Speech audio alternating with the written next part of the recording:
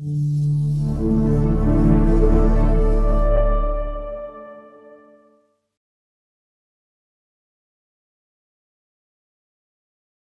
there are certain steps that I just want to cover that are very important. Very, very simple. You'll see them once, maybe twice, that's it. You'll never need to remember or think of these again. You'll always remember them. But certain very, very basic steps that I want to cover when it comes to carrier-based obturation. The first thing is you have to use the size verifier. This is a full-on nickel titanium hand file that comes with the obturators, okay? It's included in there.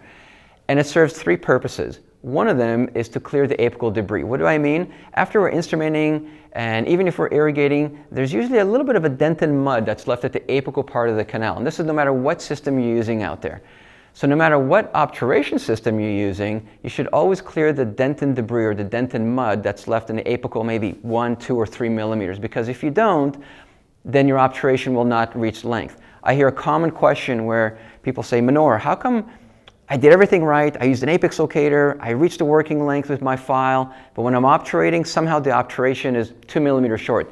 This is one of the main reasons for it, because you may have some dent and plug left behind, again, no matter what system you're using.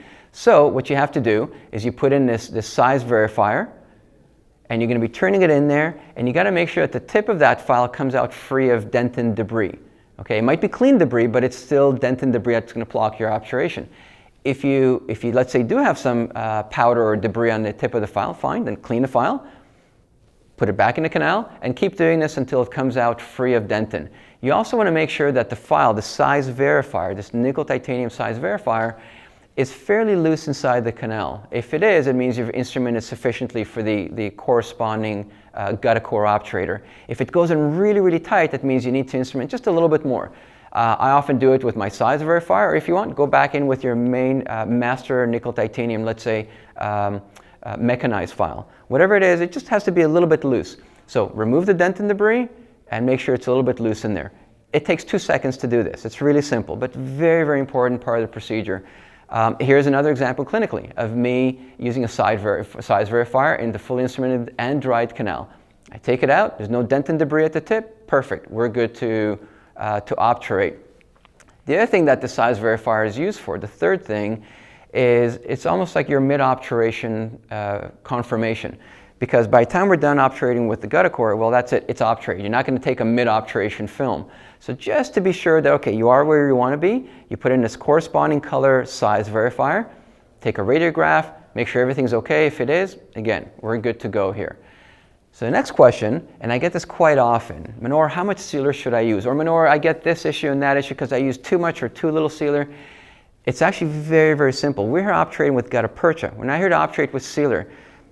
Somehow year after year after year, decade after decade in endodontics, there's just one common theme. We always seem to go back to gutta-percha obturation. Not a ton of sealer and a skinny little gutta-percha to put in the canal. And so how much sealer do you put in there? Very little, less than what you think. So here you see on a paper point, I'm putting just maybe the last few millimeters of paper point, I'm putting some sealer in there. And I'm just going to be coating the canal very gently, going to roughly working length.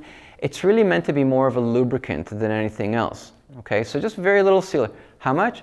Less than what you think. That's how much. You want to obturate with gutta-percha.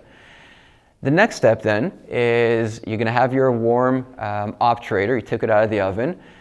Super simple step, but very, very important. I want to make your life easier. Okay, and I learned this right away when I started using GuttaCore, is, as you see in this video, grab it with a cotton plier, not your fingers, break off the handle, and now it's like a paper point. You're going to be putting it in there, and again, roughly 7-8 seconds. So 7,000, 8,000, that's it. There we are. And you'll actually see in this block how the gutta-percha and even sealer even filled the lateral canals. A point I want to mention here is you'll see the rubber stopper was a millimeter short of really the working length it should have gone to. Okay, let's say we instrument it to 20 millimeters, we want to obturate at 20 millimeters, but somehow the rubber stopper stops at 19 millimeters. I see this very, very often, whether I'm using it or whether it's during a workshop that I'm giving that it happens. It's rarely ever an issue. If you've instrumented the canal properly, you've cleared the dent and debris properly, it's nice and dry, then I'd say, from my experience, 9 times out of 10, and as you see in this video, if that rubber stopper is, say, a millimeter short of where it should be, you're fine.